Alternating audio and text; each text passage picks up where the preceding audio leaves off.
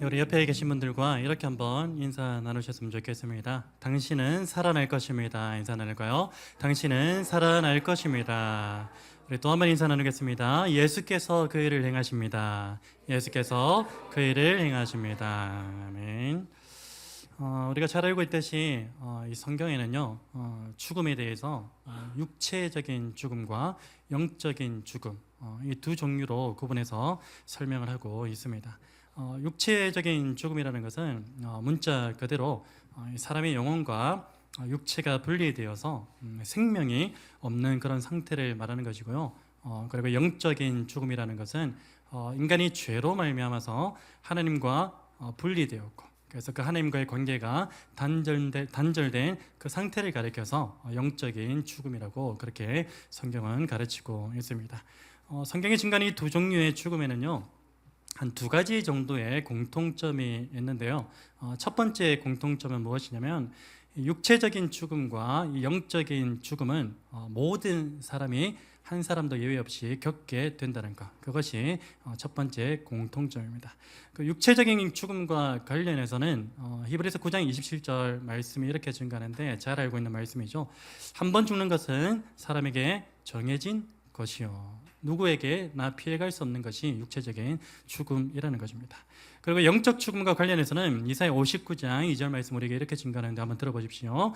오직 너희 죄악이 너희와 너희 하나님 사이를 갈라 놓았고 너희 죄가 그의 얼굴을 가리어서 너희에게서 듣지 않으시게 함이니라, 이렇게 말씀하고 있습니다. 영적인 죽음이 곧 하나님과의 분리된 상태, 하나님과의 관계가 단절된 상태임을 우리에게 증가하고 있는 것입니다.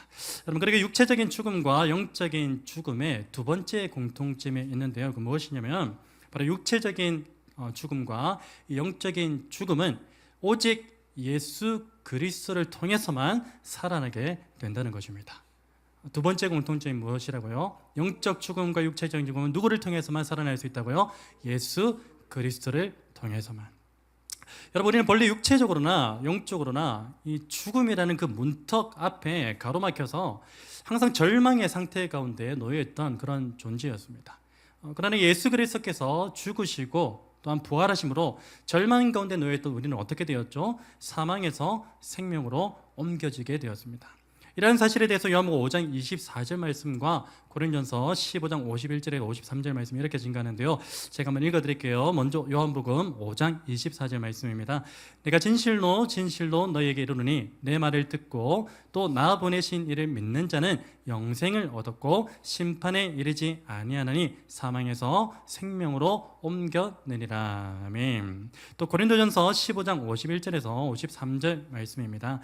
보라, 내가 너희에게 비밀을 말하노니 우리가 다 잠잘 것이 아니요 마지막 나팔의 순식간에 호련히 다 변화되리니 나팔 소리가 나매 죽은 자들이 썩지 아니할 것으로 다시 살아나고 우리도 변화되리라. 이 썩을 것이 반드시 썩지 아니할 것을 입겠고 이 죽을 것이 죽지 아니함을 입으리로다. 아멘. 예수 그리스도를 통해서 우리 육체적인 부활뿐만 아니라 영적인 부활, 영적인 다시 살아남이 그리스도를 통해서 날마다 일어난다는 것입니다.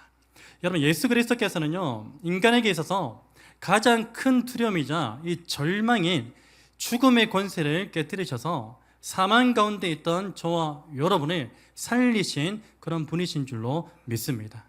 그리고 우리를 모든 죽음에서 살리시는 예수 그리스도만이 오늘 저와 여러분의 유일한 소망이 되는 줄로 믿습니다. 그래서 오늘 저와 여러분은요 날마다 나는 죽고 누구로 사는 인생이 되어야 됩니까? 예수로 사는 인생이 되어야 하는 것입니다. 날마다 그리스도와 연합을 이루어서 그리스도께서 십자가에서 죽으셨다면 날마다 나의 죄를 예수 그리스도 그 십자가 앞에 못 박으시고, 그리고 예수 그리스도께서 부활로 나오셨다면 우리 역시도 그리스도와 함께 연합하여서 날마다 부활의 기쁨으로 나아가야 된다는 것입니다. 여러분, 이 찬양의 가사 가운데 후렴 부분을 아시는지 모르겠습니다. 오늘 우리가 또 찬양할 부분이기도 한데 예수로 사네라는 그 찬양 혹시 기억하세요? 그 후렴 부분에 보면 이런 가사가 있는데 아는 분들 한번 따라 불러보십시오. 예수 예수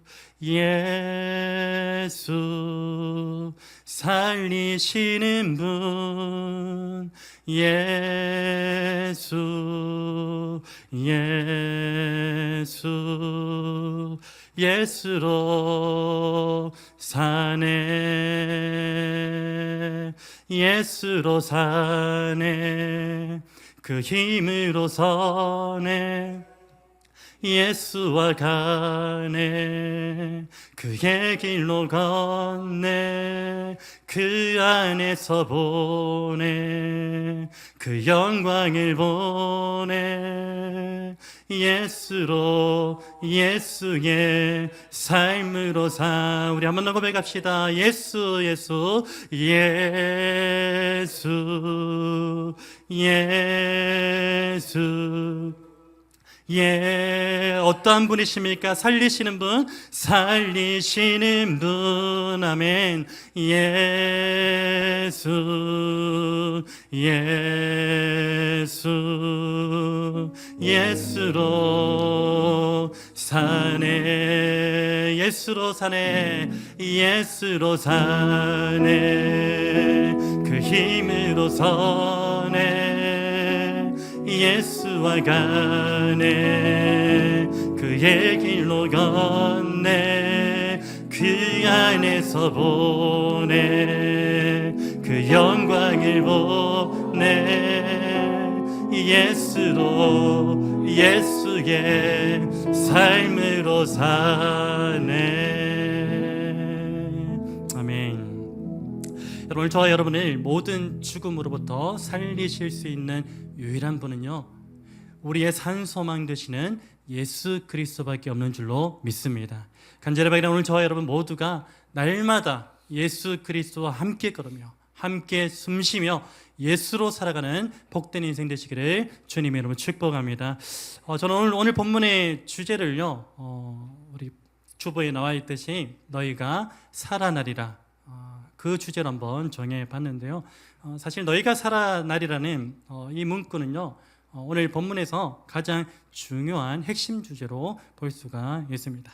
먼저 너희가 살아나리라는 이 주제를 품고 있는 오늘 본문의 그 구조 가운데서 발견되어지는 세 가지 메시지를 살펴보기를 원합니다.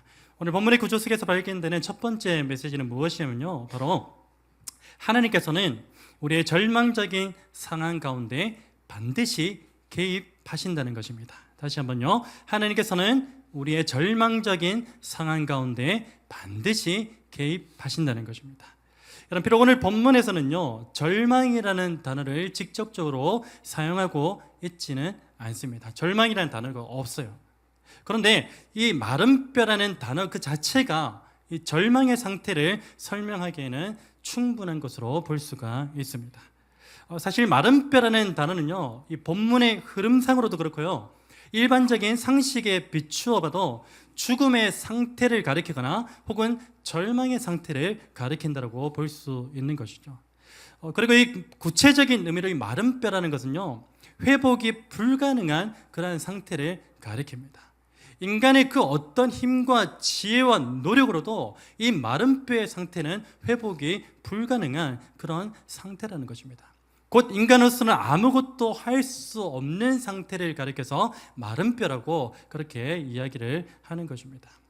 여러분 실제로 성경의 역사 가운데 하나님께서 개입하시는 때가 언제인지 우리가 자세히 한번 들여다보면요 대부분 언제 개입하시는 줄 아십니까?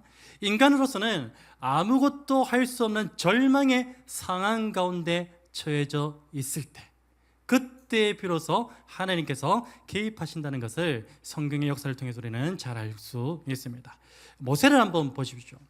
모세는 이집트 왕자라는 그런 신분을 가지고 있었습니다. 그러나 그의 혈통은 하나님의 혈통이었죠. 이스라엘 백성의 혈통이었습니다. 그래서 모세는 자신의 동족인 이스라엘 백성들을 자신의 힘으로 구원할 수 있을 것이라고 그렇게 생각했습니다. 그리고 그것을 실행으로 옮겼습니다. 그렇지만 결국 어떻게 되었습니까? 그는 도망자의 신분으로 광야에서 살게 되었습니다. 이제 그가 자신의 동족을 위해 할 수 있는 것은 무엇이라도 있었을까요? 아무것도 없었습니다. 그리고 그에게 남은 것은 무기력함과 절망뿐이었습니다. 그때 하나님이 어떻게 하시죠? 모세에게 찾아오셔서 모세의 삶 가운데 개입하십니다. 그리고 모세에게 개입하셔서 그로 하여금 당신의 백성들을 구원하시죠. 그리고 친히 하나님께서 그들의 소망이 되어주셨습니다. 사실 우리가 잘 나갈 때는요, 하나님의 개입하심이 잘 없어요.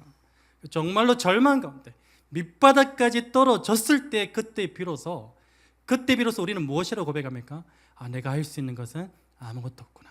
그때 비로소 우리는 하나님의 도움을 구하지 않습니까? 그때 비로소 이 땅을 바라보고 있던 그 시선이 하늘을 향하지 않습니까?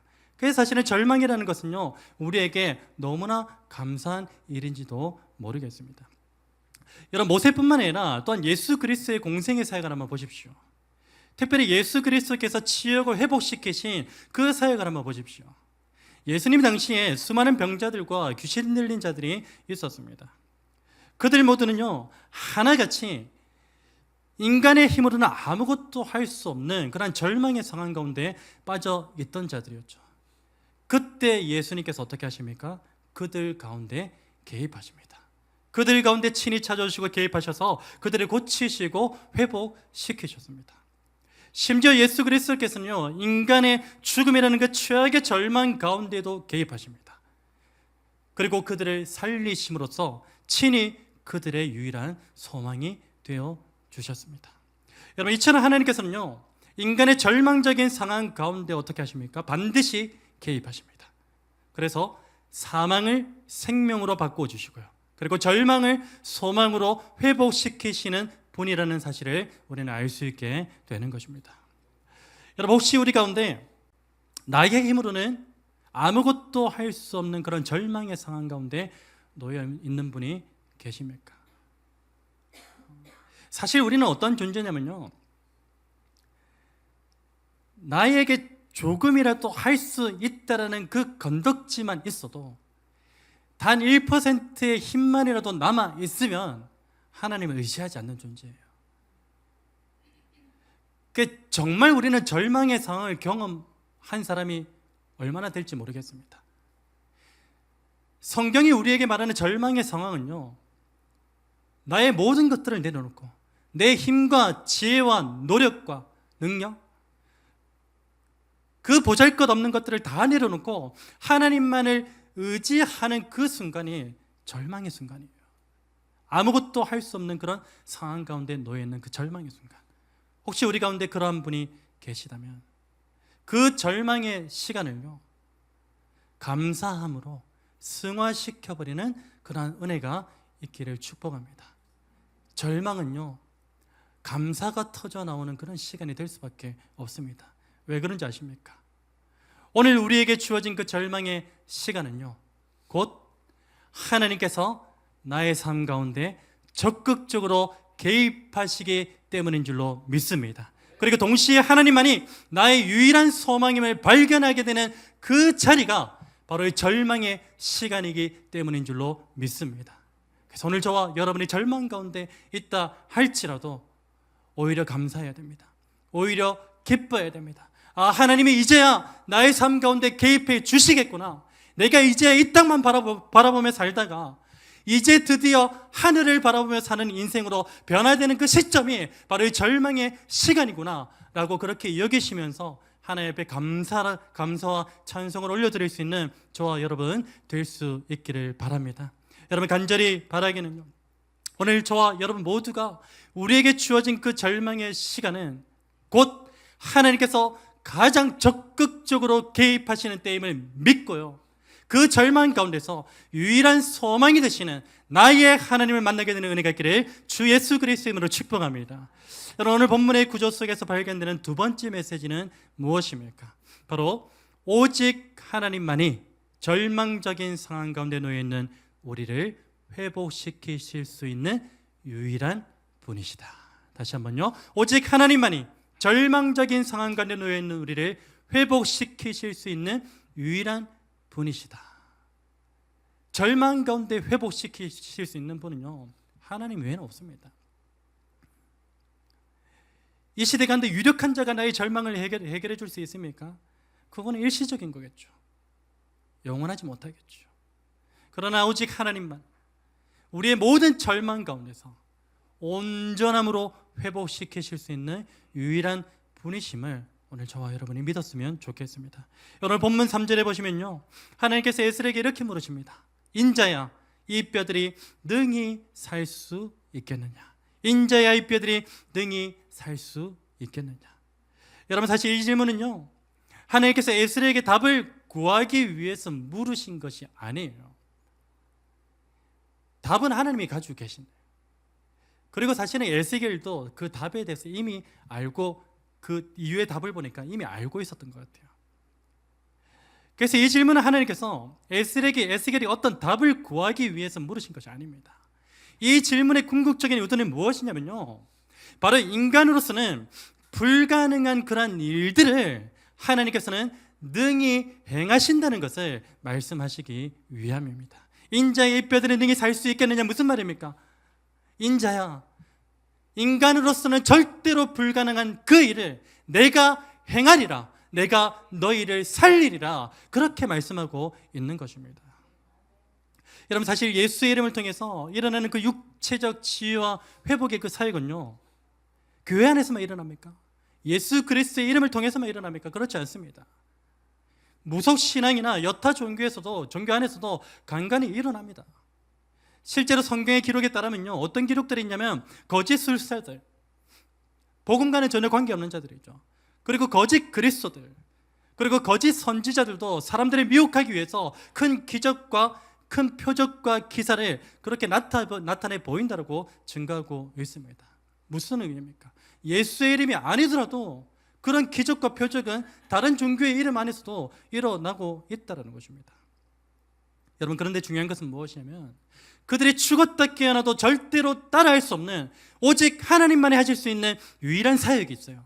그 사역이 무엇이냐면 바로 영혼 구원의 사역인 줄로 믿습니다. 사도행전 4장 12절 말씀이죠. 다른 이로서는 구원을 받을 수 없나니 천하 사람 중에 구원을 받을 만한 다른 이름을 우리에게 주신 일이 없음이라. 아멘.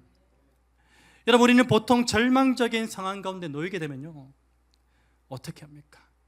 그 상황 가운데 매몰되어져 버려요. 그래서 그 상황에 대한 해결 여부에만 더욱더 집중하며 살아갑니다. 언제 해결해 주실까? 나의 이 절망적인 상황은 언제 해결될까?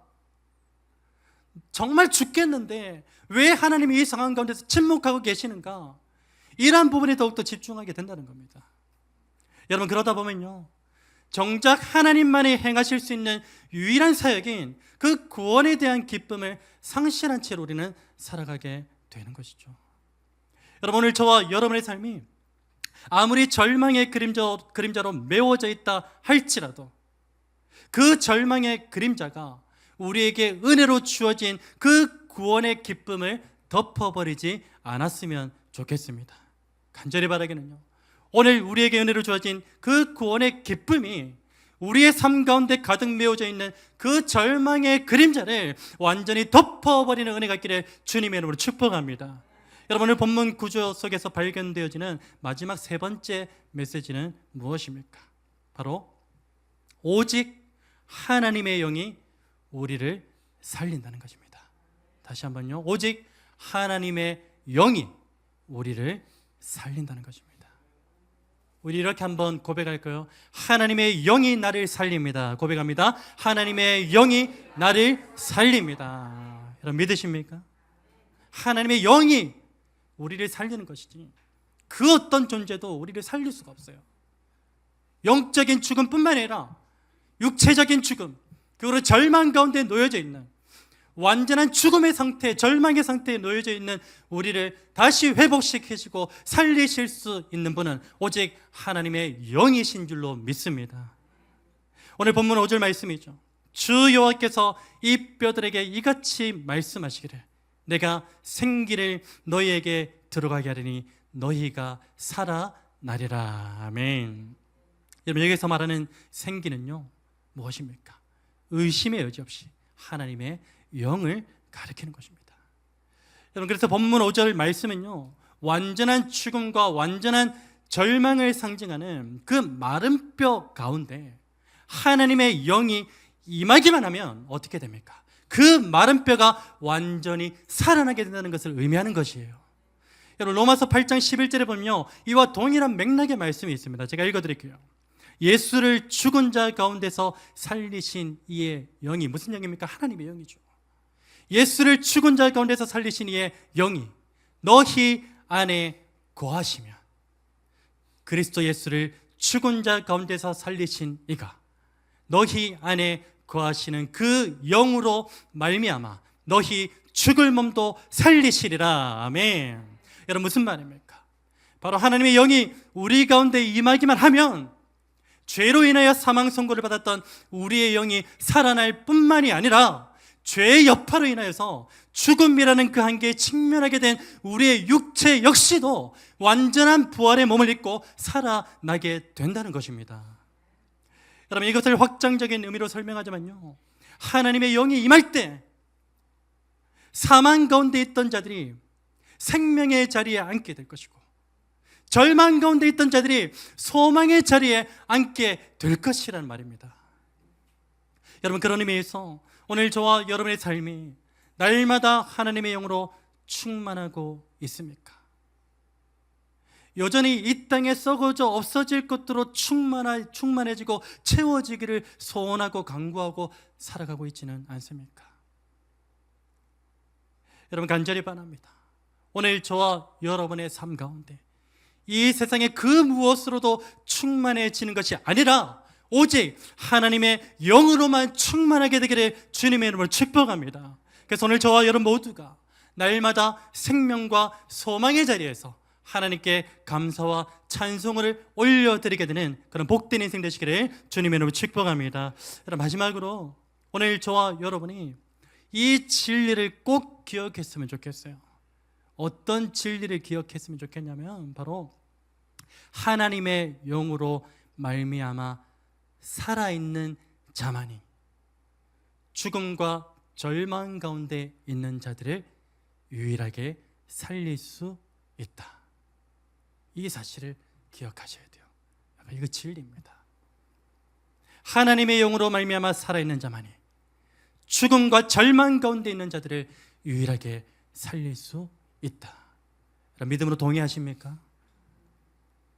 여러분 맹인이 맹인을 온전히 인도하지 못하듯이 어떻게 죽은 자가, 하나님의 영이 없이 죽은 자가 어찌 죽은 자를 살릴 수 있겠으며, 어떻게 소망 없는 자가 하나님의 영으로 말미암아 소망이 있어야 되는데 하나님의 영이 충만하지 못해서 소망이 없는 자가 어찌 절망 가운데 있는 자를 회복시킬 수 있단 말입니까? 절대 그런 일이 일어날 수가 없습니다. 여러분 만약 오늘 저와 여러분 가운데 생명의 근원 되시며 산 소망이 되시는 예수 그리스도의 영이 있다면 반드시 저와 여러분이 걷는 그 걸음마다 죽은 영혼들이 살아나는 역사가 일어나게 될 것이고요, 절망 가운데 있던 자들이 소망의 자리로 나오게 되는 역사가 일어나게 될 줄로 믿습니다. 하나님의 영이 내 가운데 충만하게 임하고 있을 때. 여러분 지난주 금요일에 어떤 무명의 자매로부터 교회에서 기도를 하고 싶다는 그런 허락을 구하는 전화를 제가 받았습니다. 좀 잠시 고민을 하다가 제가 교회 앞에 도착하면은 제가 문을 열어주겠다라고 그리고 전화를 끊었습니다.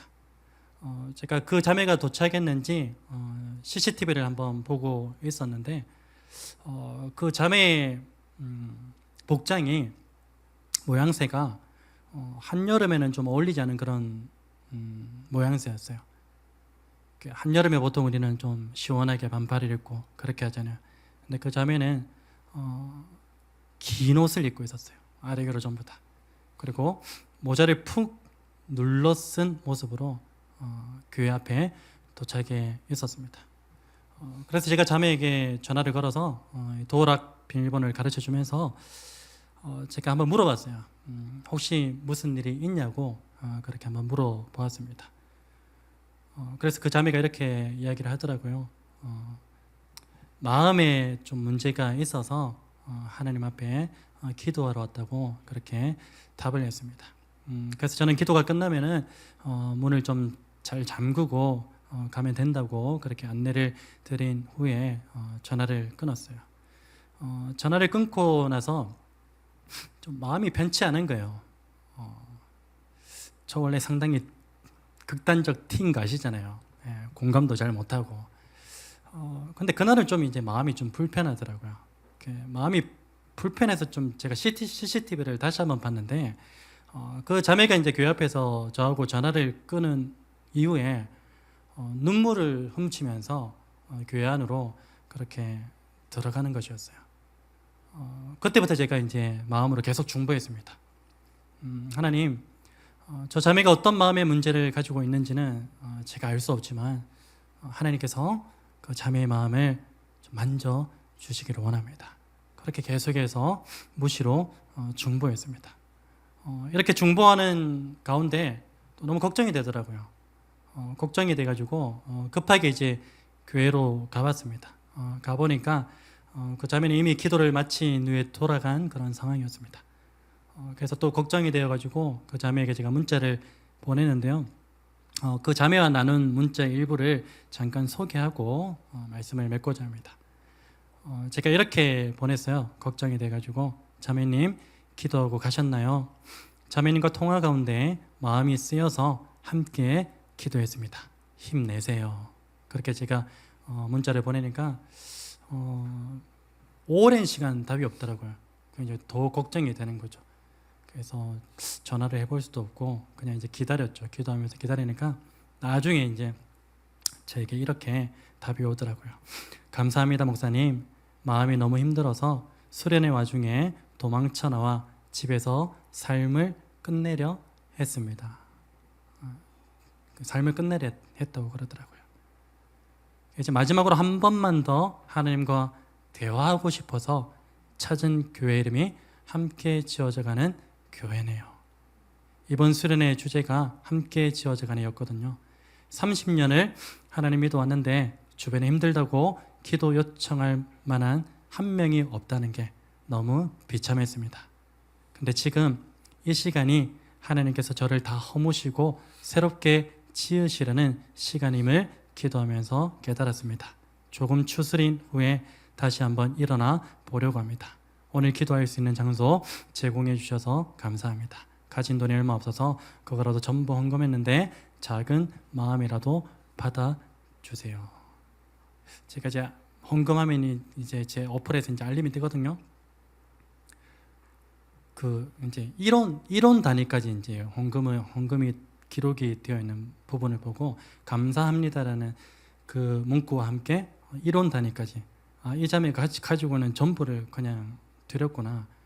저는 그때 너무 놀래가지고 마지막 자기 소유를 그냥 하나님께 드리고 삶을 마치려 했는가?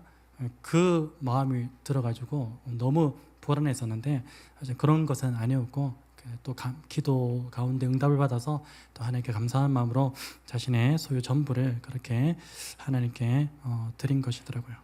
그래서 제가 이제 마지막으로 이렇게 문자를 보냈습니다. 정말 잘 찾아오셨어요. 어떤 상황인지는 잘 알지 못하지만 하나님께서 꼭 자매의 마음을 만져주셨으면 하는 마음입니다. 혹시 가능하시면 기도 제목 나눠주세요. 집중적으로 기도할게요. 그리고 절대로 나쁜 마음 가지지 않으셨으면 해요. 부탁드릴게요. 그리고 기도 제목이 왔는데 그 기도 제목을 다 공개할 수는 없지만 3가지 정도의 그 기도 제목을 저에게 나눠 주었고요. 그래서 제가 주일에 우리 중보 기도팀과 함께 그 자매의 기도 제목을 놓고 함께 기도했습니다. 그리고 지난 주일에 다시 한번 안부를 물었을 때 다행히도 그 자매에게서 다시 한번 하나님 안에서 힘써 일어나 보려고 한다는 그 의지를 읽을 수 있었습니다. 여러분 30년간 하나님과 교제해온 이 자매도 순간적으로 절망 가운데 빠지기도 하는 것을 보면서 그렇다면 하물며 예수의 생명도 없고 소망도 없이 살아가는 사람들이 우리 주변에 얼마나 많은가. 우리는 그 깊은 절망 가운데 빠질 때 다시 한번 하나님을 불러보기라도 하고 하나님께 돌아가서 기도함으로 다시 한번 힘을 얻고 다시 한번 회복하기라도 하지만 동일한 종류의 절망 가운데 놓여있지 않는 그 수많은 사람들이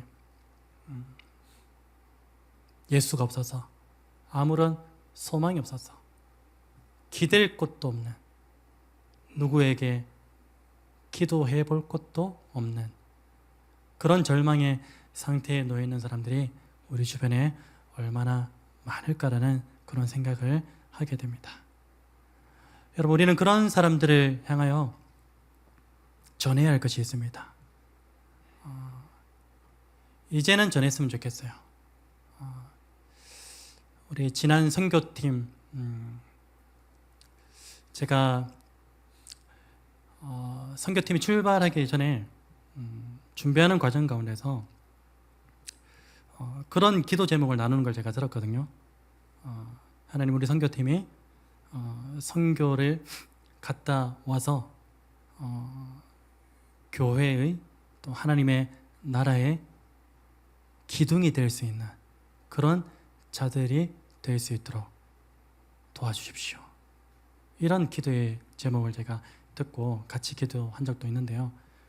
감사하게도 그런 기도의 제목들이 성지의 탐방 이후에 그대로 이루어지는 것 같아서 너무나 하나님 앞에 감사할 수밖에 없는 것 같습니다. 선교팀 제가 이번에 9월 달에 금요기도회 그리고 노방전도 이런 부분들 사실 저도 이제 선교지 가운데서 그런 마음을 주셨긴 주셨어요.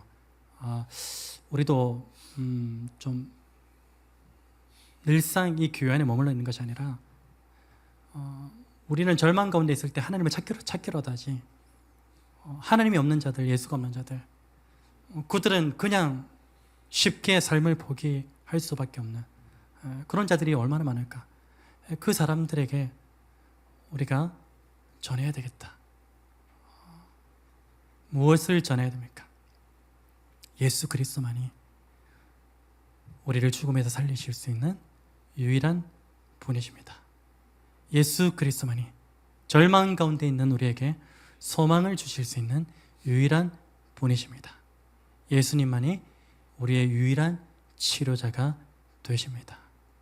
이 사실을 좀 전했으면 좋겠습니다. 제가 예전에 어떤 분이 교회에 이제 전도하면서 나가면서 전도가 쉽지는 않습니다, 여러분. 그래서 이제 어떤 말을 해야 될지. 근데 저는 이제 선교지 다녀와서 계속 그 담대함을 계속 주고 계세요. 이 담대함은요, 한 번에 일시적으로 일어나면 안 돼요. 지속적으로 일어나야 되는 거예요. 그래서 사실은 9월 마지막 주 28일 주일부터 시작되는 그 노방 전도가 너무나 기대가 됩니다.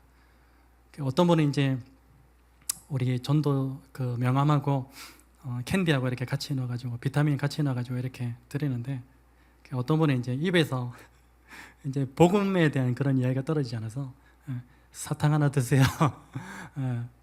그것도 대단한 거예요, 여러분. 근데 우리가 그 단계에서 조금 더 나갔으면 좋겠어요. 저는 여러분 개인적으로 오늘 이 주일을 9월 28일 주일부터 나가게 될 그 노방전도의 포문으로 삼기를 원합니다. 그런 의미에서 오늘 저와 여러분이 좀 이렇게 기도했으면 좋겠습니다. 여러분, 우리가 9월 28일부터 나가는 이유가 뭡니까? 살리려고 나가는 거예요. 절망 가운데 있던 자들의 소망의 자리로 인도하기 위해 나가는 거예요. 근데 아까 뭐라고 그랬죠? 우리가 마지막으로 기억해야 될 것은 하나님의 영으로 말미암아 살아있는 자만이 죽음과 절망 가운데 놓이는 자들을 살리고 회복시킬 수 있다.